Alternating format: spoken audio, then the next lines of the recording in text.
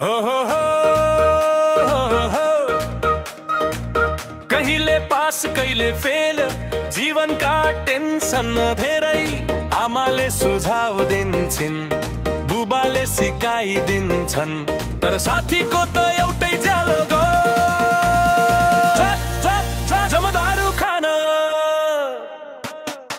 जमदारु खान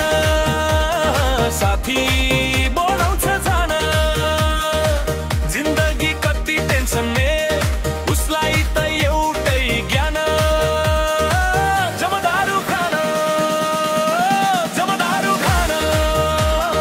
जे भए पनि जति भए पनि उसको उत्तर एउटै जमदारु खान। परीक्षा पास भए आमाले भन्छन् भगवान